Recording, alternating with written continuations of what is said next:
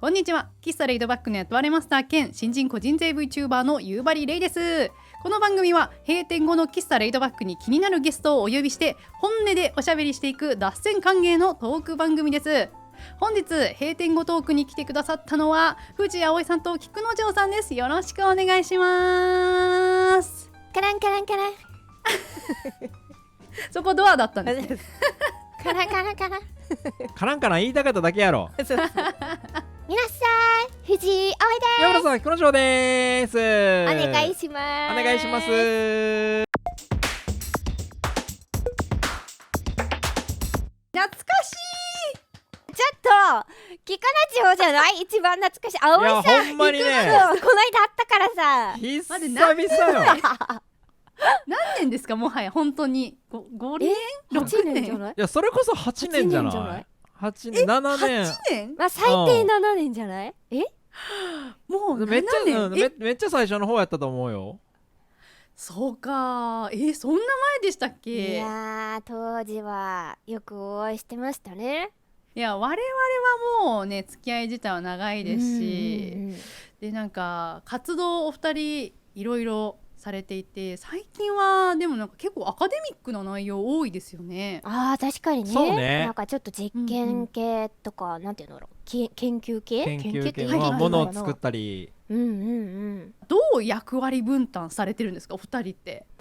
どうなんだろう。なんかめちゃめちゃはっきりしているところは編集は菊之丞がやってくださっていて、それがすごい。これはもう 100% 分かりきって編集は 100% やね。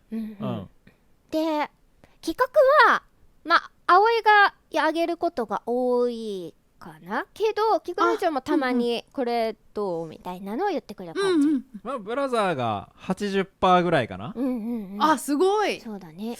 じゃあなんか企画出しと、あと、まあ、動画編集でなんとなく分担されていて、でサムネ葵さんが作っているってこの前会った時言ってましたよね。サムネは葵が作ってて、で、お外との外商は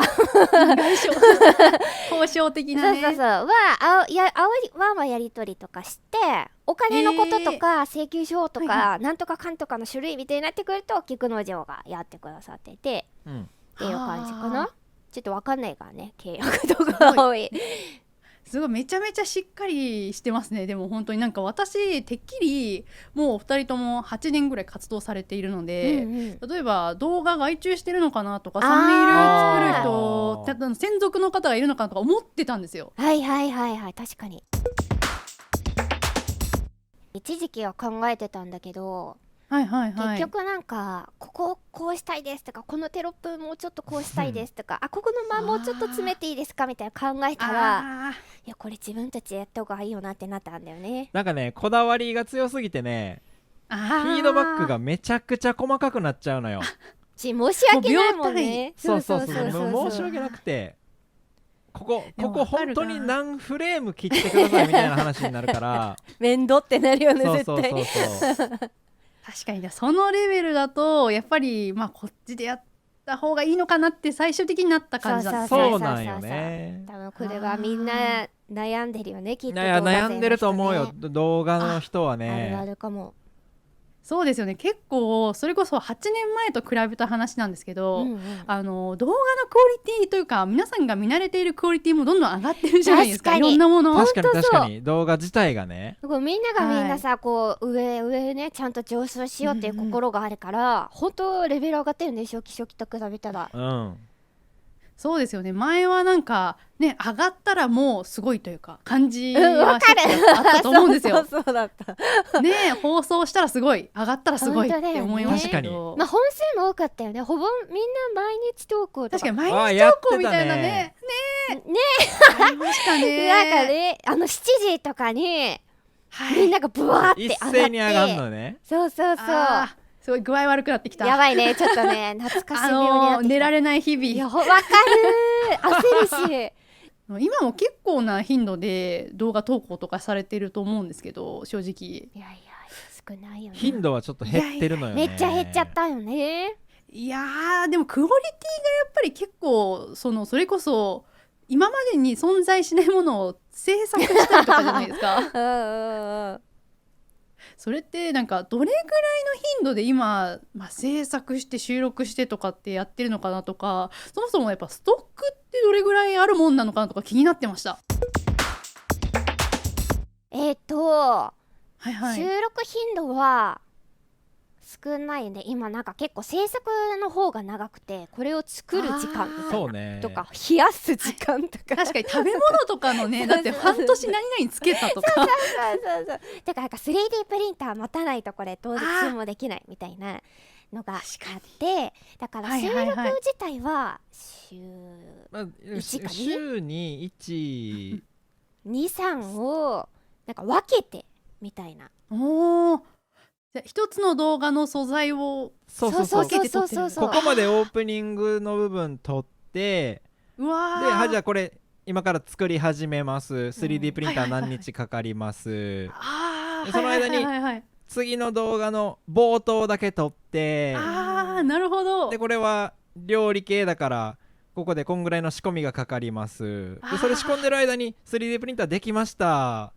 うわ大丈夫、無事完成しそう。じゃあ完成したから、お尻の完成からの後撮ります、撮りましょうとか、ちょっとこうパズルみたいな感じになりつつで、結果として今週1本は出したいね。最低でも出そうっていう頑張ってる感じかな。いや、あのクオリティをだって週1出すってめちゃめちゃすごいと思いますし、褒めてくださってありがとうございます。いや本当にあれって言われたらいやできないですよってなりますけど、今だって聞いててもガンと表必要じゃんって思いました。確かにね、ほんとこの何がここまで進行しててっていう管理とかってお二人はどちらが行ってるんですか、そういう進行管理みたいな。いやでももう記憶と、あとなんか記憶と、一応なんかそのなんていうの、チャンネルで使っている、ディスコードみたいなやつがあって、そこにこう今日撮るものみたいなのをまとめてるんだけど、Google カレンダーかな。そう Google カレンダーとかね。Google カレンダー、はいはい。そうだからストックで言うとゼロになる、ストックはゼロだね。だからなんだけどそのストックの卵みたいなのがいっぱいあるみたいな。ここから断片がそう素材の管理とかも大変そうなのに、野城さんはその辺も結構管理しっかりされてるってことですね。大変だよね。素材の管理はそうだからね、ブラザーが全然守ってくれへんねんけど、ファイル名はめっちゃ厳しく言ってる。やってるじゃん、それやってるよ、もうやってるよ。半角の英語でしょ。そういや、それがねやってるよ、全然できてなくてね。できてる。サムネはブラザー担当やんか。好きに自由に名前をつけられるんだよ。何にしてるんですか。ここを自由に名前つけちゃうから、で結局でも僕の方に共有するときに、最後にディスコードで送ってくれるのね。はいはい。でディスコードって日本語のファイル名は化けるのよ。いや、化けますよね。ディスコードだとなくなっちゃいますよね。日本語の部分なくなっちゃうのよ。なくなって数字だけになっちゃう。こっちでだからちょっと舌打ちしながら入れとけよアルファベットでって言いながら、やってないっけ。やってないね。サムネの素材全部ひらがなやね。じゃあそれはそうかもしれない。そうなんですよ。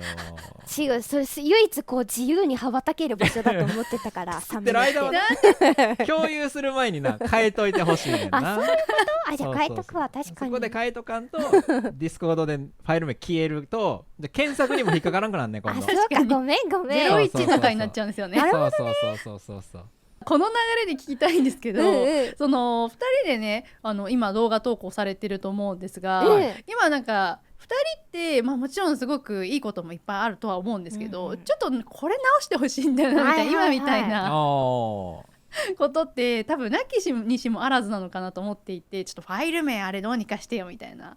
じゃあ葵ちゃん側から菊之丞さんに、いや実はこれちょっと直してほしいんだけどみたいなことありますか。なんだろうな。いっぱいあんちゃん。気になりますね。菊之丞な、でもポジティブだからあんまり割と正反対だから。やっぱ正反対なんですか。そう、正反対なんだけど、ありがたいこと多くて、直してほしいとこなんだろうな。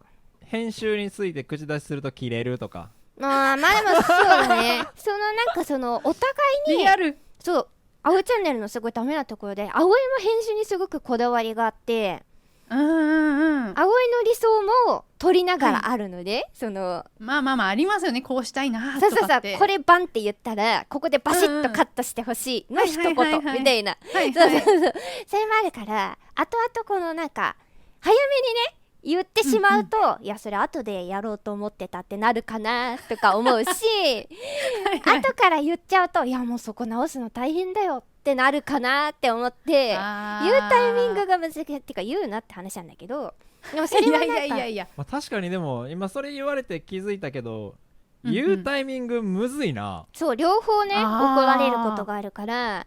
そうか。だからまあそれはね、でも話し合った編集口出してもいいですかっていうなるほど、自分もこだわりがあるんだよねっていうありましてみたいな話は一回して、葵チャンネルは2人でこう動画を作り上げて、お互いにこうサムネに口出さないとかそういうのなしにしたのね。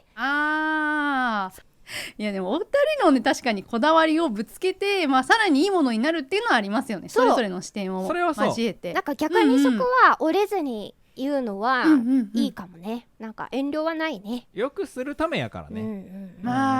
素晴らしいと思う。それやっぱ8年もやってたりすると、もうなんかこれでよくないってなりそうなところを、そうだってお互い喧嘩になっても次の収録の雰囲気悪くなったら嫌だとかあるじゃないですか。全くないわけじゃないじゃないですか。